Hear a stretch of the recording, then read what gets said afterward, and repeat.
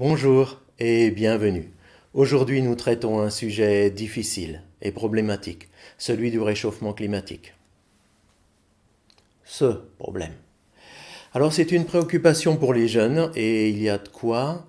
Ces jeunes sont abusés et lassés par la fausseté d'un discours politique qui n'apporte rien et ils constatent de manière inquiète une aggravation de la réalité.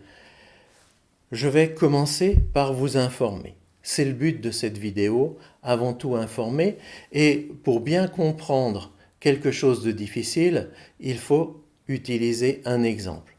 Je vais donc utiliser l'exemple de l'hôpital Nord-Franche-Comté, l'hôpital Médian. Alors, cet hôpital a été mis en service en 2017.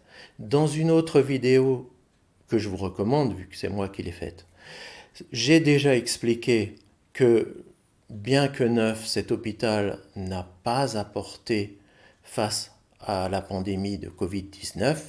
Il me faut maintenant vous expliquer pourquoi il représente des émissions de CO2 qui sont énormes. Alors, vous allez avoir d'une part cette vidéo qui vous présente brièvement la situation et qui est complétée par beaucoup d'analyses et de calculs que vous allez retrouver sur mon site marcarchambault.fr.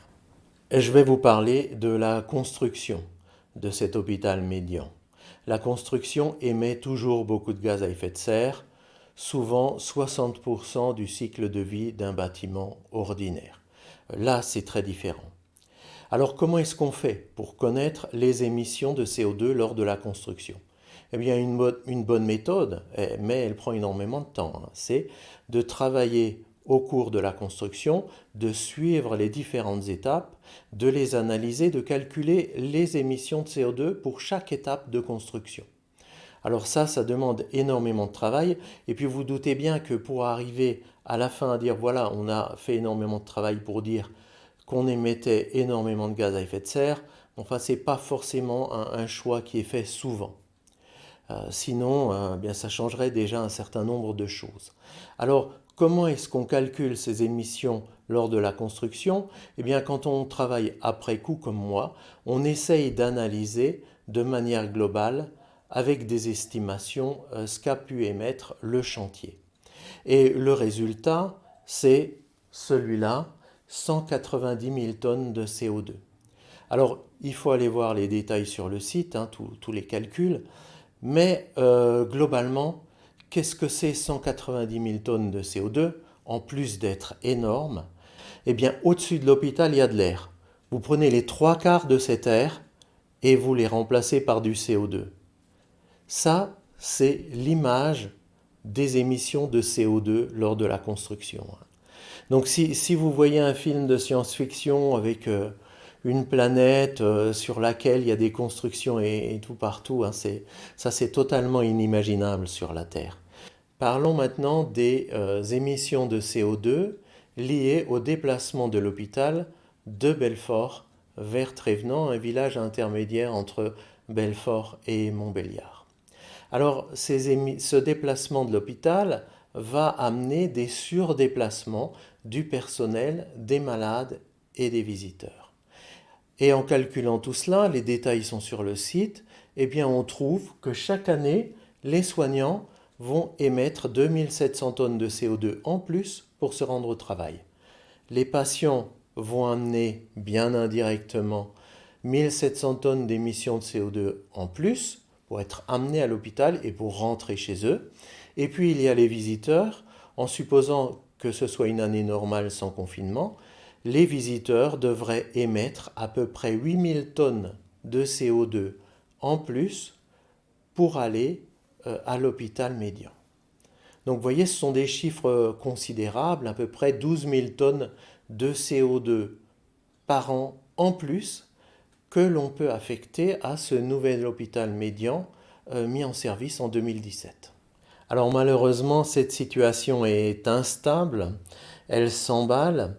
Les familles de soignants qui avant habitaient Belfort et pouvaient n'avoir qu'une voiture, eh bien sont obligés d'en avoir deux pour que chacun puisse aller travailler à ses horaires. Alors, j'avoue que le dessin laisse un peu à désirer, mais cette deuxième voiture, une fois achetée, elle va servir à tout un tas d'autres choses. Par exemple, à aller faire des courses un peu plus loin parce que c'est un peu moins cher, et du coup, eh bien, on aura des émissions de CO2 qui vont augmenter par ces nouvelles utilisations du véhicule. Ensuite, il y a l'emballement climatique. Bon, ben ça, c'est un cycle que tout le monde connaît. On a une augmentation du CO2 atmosphérique qui provoque une hausse des températures. La hausse des températures provoque la fonte du pergélisol. Une fois que le pergélisol fond, eh bien, il libère du méthane. Le méthane est un gaz à effet de serre encore bien plus puissant que le CO2. Donc, ce méthane va provoquer un nouvel effet de serre qui, lui, va accroître encore la température de la basse atmosphère. Et puis malheureusement, parce qu'on parle quand même de l'exemple d'un système hospitalier, il y a des retombées sur le système de santé. C'est-à-dire que l'augmentation des températures, ça n'est pas anodin. L'été, on aura de plus en plus de canicules. Et depuis 2003, on sait qu'une grosse canicule, ça peut faire plusieurs milliers de morts. Bien, cherchons maintenant à définir ce qu'est une bombe climatique. Pour ça, nous avons besoin de 3 éléments. Des émissions de gaz à effet de serre, en rouge, qu'on a déjà vu, des phénomènes d'emballement, en rouge également, et puis une réduction des gaz à effet de serre, dans notre cas, le remplacement du chauffage au gaz par le chauffage au bois. C'est donc l'écart entre les courbes rouges et vertes, ajouter des emballements qui constituent ce qu'est réellement la bombe climatique. Alors nous ne terminerons pas cette vidéo sans une petite publicité. Comme actuellement on peine à financer les campagnes, j'entends des appels aux dons, voilà. Alors, je me suis dit pourquoi pas faire une petite vente, comme dans les écoles pour partir en classe verte par exemple.